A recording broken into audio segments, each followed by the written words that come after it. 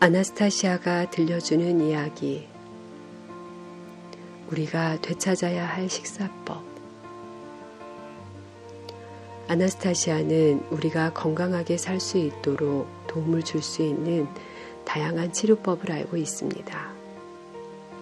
각종 풀이나 열매 등은 사람들에게 유익한 다양한 성분을 함유하고 있다는 사실을 우리도 알고 있습니다만, 아나스타시아는 우리가 알고 있는 이상의 지식을 가지고 있습니다. 그래서 블라지미르는 이 지식을 독자들에게 전해야겠다는 생각을 품고 아나스타시아와 대화를 하게 됩니다. 하지만 아나스타시아는 구체적인 치료법 대신에 근본적인 이야기를 전해줍니다. 그리고 우리의 현실에서 실행할 수 있는 방법도 소개하고 있지요. 그 장면을 소개합니다. 블라지미르, 실제는 오직 자기 스스로 판단해야 해. 수천 년 과거 사람들의 삶을 본다거나 미래를 내다보는 일, 그리고 자신의 삶을 설계하는 일.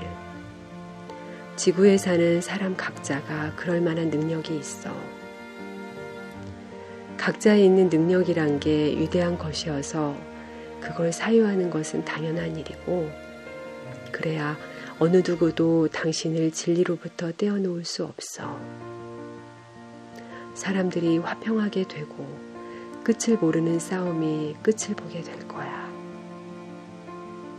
과거의 실제를 왜곡하느라 엄청난 노력이 투입되었어.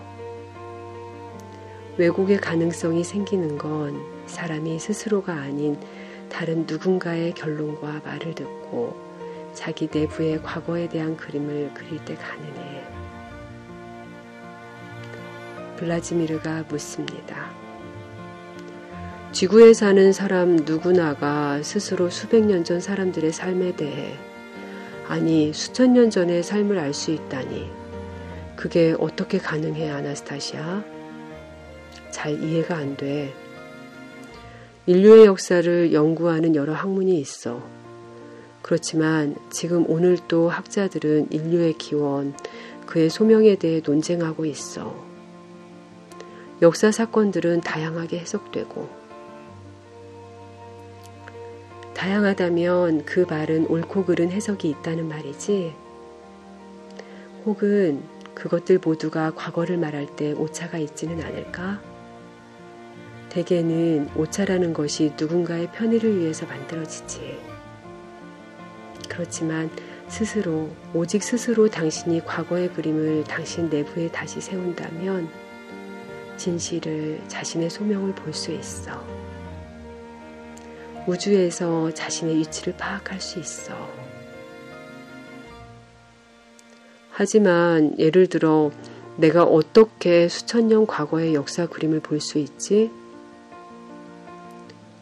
논리적으로 사고하면서 당신이 그 그림들을 마음속에 그려보아야 해. 그러면 베다 문명의 삶도 당신 앞에 나타날 거야. 무엇에 대해 논리적으로 사고해야 하지? 사람들의 형상에 대해서, 반백년 당신의 삶에서 무엇을 보았는지, 어떤 변화들이 있었는지.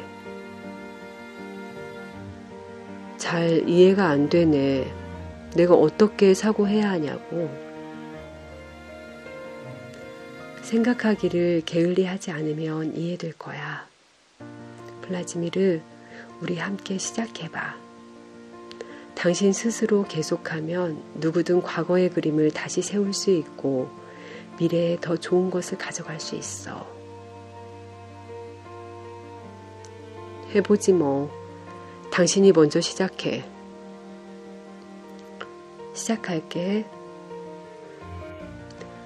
그리고 당신 스스로 할 수만 있다면 부분들을 보충해줘.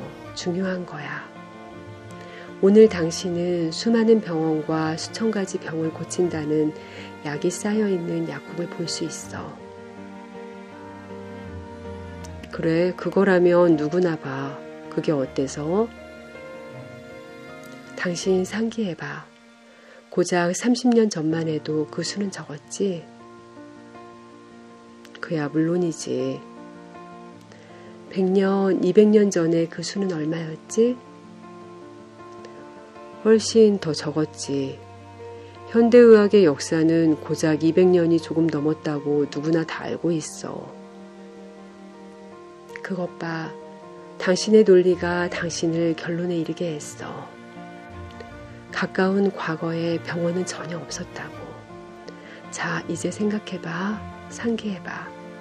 병에 걸리면 누가 사람들을 치료했지? 누가? 당신은 시골에 살면서 당신 할머니가 약초로 만든 약물로 당신 아버지와 엄마를 마시게 한 걸 보았어. 그 마을에서 우리 할머니만 치료한 게 아니야. 다른 사람들도 있었어. 사람 사는 마을 어디든 꼭 약초를 모으고 보관하는 사람들이 있었어. 가벼운 증세 혹은 심각한 병이 생기기라도 하면 사람은 누구나 즉각 도움을 받을 수 있었어. 그 도움에 대한 대가란 것도 하찮은 것이었고 고마워요라는 말이 자주 대가를 대신하였지. 그랬지. 그거야 이웃들이었으니까. 또한 주변에 풀이 지천이고 그래 유익한 풀이 많았어. 그리고 많은 사람들이 그 풀들의 속성을 알고 있었어. 물론 그랬지. 나도 몇 가지는 알았어. 지금은 잊어버렸지만. 그것 봐. 당신은 잊었어. 사람들은 많은 걸 잊었지. 지금 사람의 몸에 상처가 나면 사람은 어떻게 하지? 약국에 가서 붕대나 항생제 기능이 있는 밴드를 사서 상처에 붙이지. 약국까지 가려면 시간을 허비해. 돈도 써야 하고. 그런데 과거에는 어린애들도 다 알고 있었어. 질경이 잎을 상처에 대면 상처가 빠르게 아물고 굼지 않아. 그건 나도 알아. 그런데 지금은 풀이 오염되어 있어. 사방이 자동차 매연 먼지이고 산성비가 내려. 그래, 그건 그래. 하지만 그게 본질은 아니야. 우리는 지금 과거의 양식에 대해 이야기하고 있어. 당신은 결론을 내릴 수 있지? 과거 사람들의 치료에 대한 지식이 현대 사람들의 지식을 능가한다는 점이야. 그건 그런 것 같군. 블라지미르, 당신 목소리에서 일말의 의심 혹은 불확신이 들려. 그런 식으로는 당신한테 형상이 떠오르지 않아. 확신은 절대적이어야 해. 반박이 절대적이던가. 천천히 계속해서 논리를 따라가 봐. 아나스타시아, 논리 모두가 말하는 것은 민간요법 분야에서 과거 사람들의 지식이 현대 사람들보다 훨씬 많다는 거야. 심지어는 비교할 수도 없이 많다고 말할 수도 있어. 결론적으로 이런 지식을 통한 의료 서비스가 현대의 것보다 훨씬 완벽했다는 거지. 하지만 금방 깨닫기는 왠지 어려워. 현대의 모든 병원, 약국, 연구기관들이 필요 없을까? 놀랍군. 이거 상황이 어찌 돌아가는 거야? 베다 문명의 사람, 우리 조상들은 무슨 병에 걸리면 풀이나 약물을 먹었다. 그럼 그 병이 없어졌다. 우리 문명의 사람들은 병이 나면 병원에 가서 의사의 진단을 받는데 돈을 낸다. 의사는 환자에게 무슨 알약 혹은 주사를 처방한다. 사람은 다시 약값으로 때로는 큰 돈을 내야 한다. 게다가 약이 가짜인 경우도 허다하다. 정부 관료들의 말에 의하면 약국에서 파는 가짜 약이 30%에 이른다고 한다. 완치가 불가능한 여러 질병도 출현하고 있다. 마치 누군가가 고의로 온전한 지식을 말살하고 허구적인 또는 덜 효과적인 것으로 대체한 듯하다. 공식의학계는 지금도 민속치료인들을 경계하는 눈초리로 본다. 경쟁 상대이기 때문인가? 그런데 왜 국가, 사회는 알지 못하는 것일까? 오랜 수천 년의 세월을 민속의학의 도움으로 인류가 효과적으로 건강을 찾았다면 그것을 발전시키고 연구해야 하지 않을까? 이 지식은 학교에서도 가르칠 수 있는 것 아닌가? 그렇다면 현대의학계의 비즈니스는 완전히 붕괴되고 만다. 놀랍다. 아나스타샤, 이건 정말 믿기 어려워. 난 이제 알 것 같아. 현대의학은 사람을 치료하기보다는 아주 진부한 비즈니스를 하는 거야. 그리고 사업인 이상 사람들이 아파야 알약을 생산하는 거대 회사들한테 더 이익이 돼. 환자가 많을수록 소득도 더 커지지. 비즈니스의 법상 이런 상황이라면 환자의 수는 더 늘어갈 거야. 이건 망할 시스템이야. 난 확신이 들어. 먼 과거의 복원이 훨씬 더 합리적이고 효과적이었어. 그런데 몇 가지 역사적 사실들이 완전한 확신을 갖기에 방해가 돼. 어떤 사실들이? 예를 들자면 흑사병, 천연두, 나병이 발발한 역사적 사건들이 있거든. 어떤 역사책에 보면 마을 전체가 몰살했다고 적고 있어. 그래, 그랬지. 하지만 지금은 현대의학으로 흑사병, 콜레라, 천연두는 정복되었어. 예로 천연두는 주사 한 방이면 끝이야. 과거의 민속 치료인들은 이 질병들과 싸워 이길 수 없었지만 현대의학은 해냈어. 그렇지 않아, 블라지미르. 당신 스스로 잠시 생각해봐. 그리고 단순한 사실들을 대조해봐. 당신이 말하는 전염병들은 민속 치료인들을 박해하면서 발발하기 시작했어. 심지어는 많은 사람을 죽이기도 했지. 신비허구의 시대에 이들은 정권에 불필요한 존재가 되었어. 과거 그리고 지금도 토속 신앙인들이 마치 자연을 숭배한 듯 불경스러운 듯 여겼어. 사실은 그렇지 않아. 토속 신앙인들은 자연을 하느님의 작품이라 존중했어. 지금 사람들은 모르는 수많은 신성한 지음을 알고 있었지. 됐어, 아나스타시아. 내겐 더 이상 의심이 없어. 현대의학이 민속의학을 따르려면 갈 길이 멀어. 난 그걸 확신해. 그런데 내가 확신하는 게 무엇이기에 당신은 그리도 애를 썼어? 당신 말고 당신의 독자들도 사실들을 대조해가며 이해하기를 바랬지. 무엇 때문에? 한 가지 사실이 논쟁의 여지가 없다면 그로부터 다른 논쟁의 여지가 없는 결론이 뒤따르거든. 믿기 어려워 보이겠지만 블라지미르, 부디 서둘러 놀라지 마. 예로 어떤 믿기 어려운 결론이? 우선 질문에 답해봐. 대부분의 사람들은 어떻게 생각하지? 고대 인류가 어디에서 자연에 대한 엄청난 깨달음을 얻었을까? 어디라니? 당신이 민간요법을 염두에 두고 말하는 것이라면 그건 한 세대에서 다음 세대로 전승된 게 뻔하지. 그렇다고 하지. 후에는 전승되었어. 하지만 수천의 요법에는 최초의 작가가 있을 것이라는 점에는 동의할 거야. 논리로 본다면 물론 있어야지. 하지만 지금은 이 요법들의 저작권을 판명하기란 불가능해. 가능해. 위대한 저작의 모든 지식을 사람들 모두에게, 그것도 예외 없이 준 건 조물주셔. 내가 이걸 블라지미르, 당신 그리고 모든 사람들에게 증명해 보일게. 내가 말한 것을 서둘러 믿기 어렵다고 말하지 마. 노력해보지. 당신 말해봐. 태초의 사람들은 지금보다 훨씬 멍청했다고 생각하지, 블라지미르? 그렇지 않아. 태초 사람들의 지식은 처음부터 신성한 것이었어. 처음부터라니? 아나스타시아, 하느님은 식물요법의 다양한 것을 스스로 썼다는 거야? 역사학자들은 인류가 오랜 세월을 거쳐 지식을 축적했다고 주장하고 있어. 끝까지 논리적이라면, 그런 주장을 따른다면 다른 결론이 나와야 해.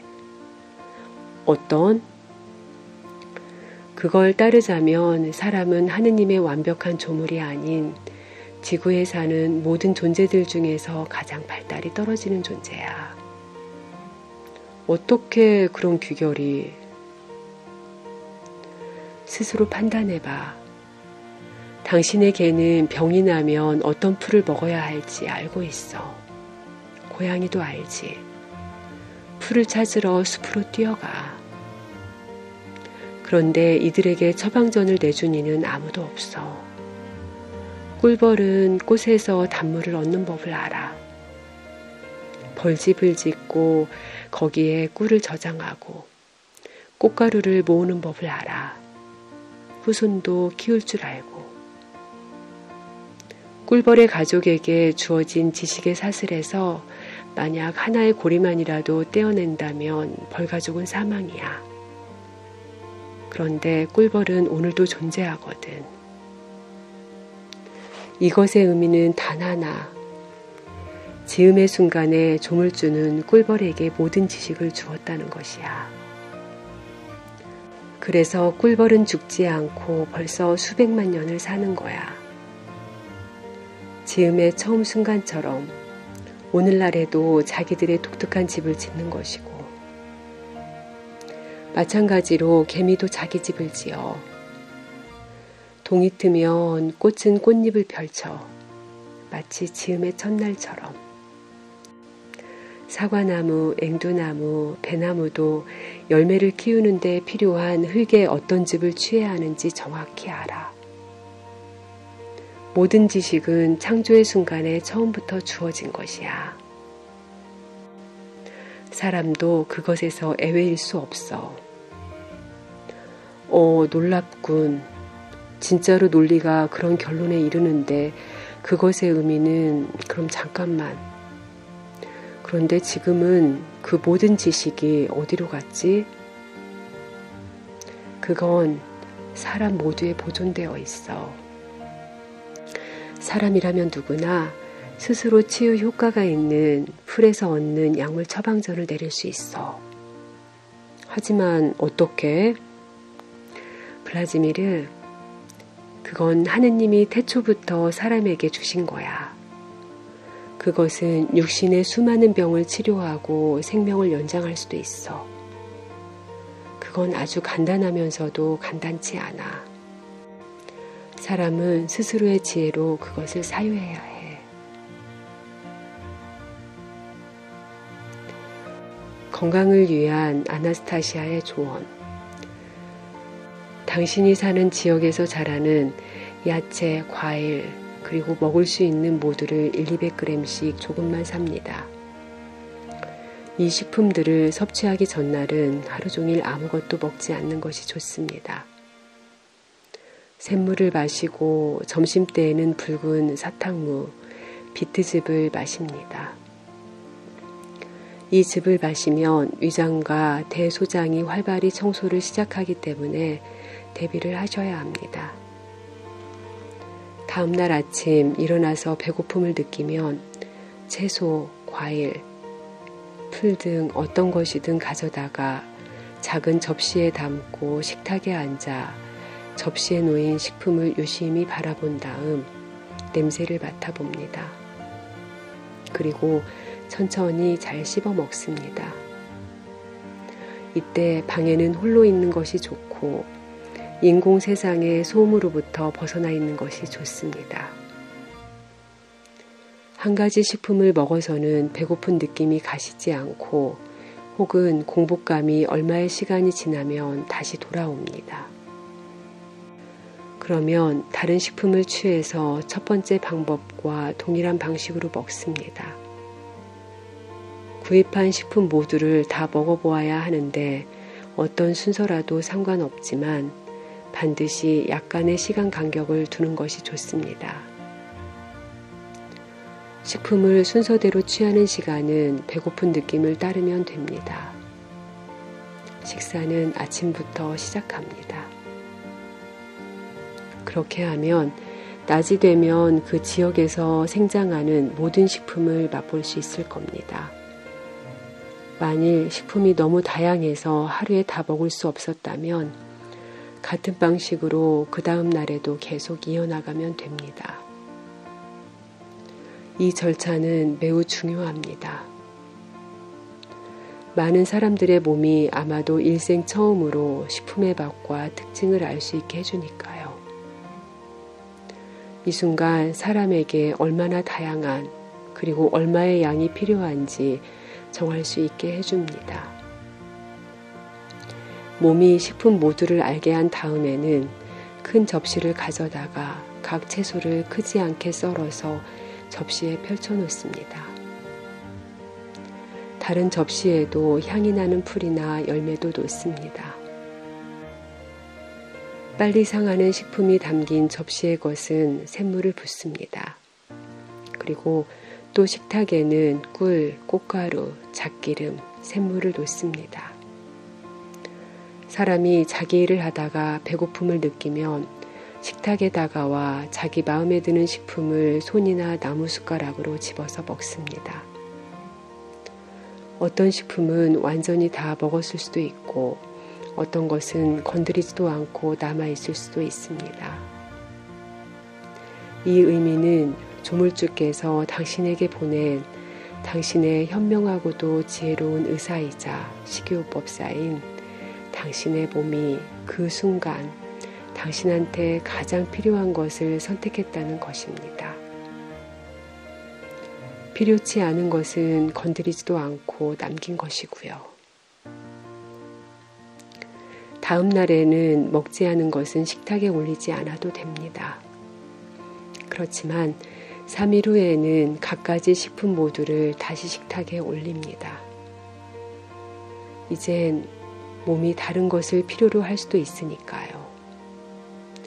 괜히 먹어서 오히려 부담만 될 수 있으므로 어떤 식품은 잠정기간 식단에서 완전히 배제할 수 있는지 점차 알 수 있게 됩니다. 하지만 얼마 시간이 지나면 그것들이 몸에 필요할 수도 있기 때문에 가끔씩 식탁에 가능한 식품 모두를 올릴 필요가 있습니다. 만일 여행을 떠나야 한다면 식탁에 있던 먹거리 일부를 가지고 가셔도 됩니다. 하지만 장거리 여행이라면 그곳에서 몸은 그곳에 있는 식품을 다시 알아야 합니다. 비록 이름은 같더라도 맛이나 그 성분이 다를 수 있기 때문입니다. 식품들의 맛을 온전히 알기 위해 섞어서 먹거나 소금 등의 양념도 일체 넣지 않을 것을 권합니다. 이 식사법의 의미는 우리 몸에 가장 이로운 식품이 어떤 것인지, 얼마만큼 필요한 것인지 파악할 수 있는 능력을 되찾는 데 있습니다. 이상이 아나스타시아의 조언인데 우리의 현실에서 이러한 식사법은 거의 불가능하다는 생각을 가질 수도 있습니다. 우린 수많은 식품들을 혼합하고 다양한 양념이 첨가된 음식으로 길들여 있기 때문이기도 합니다. 그래서 우선은 질병으로 고생하고 계신 분들이 실천하면 좋을 것 같아서 소개했습니다. 아나스타시아 홍보팀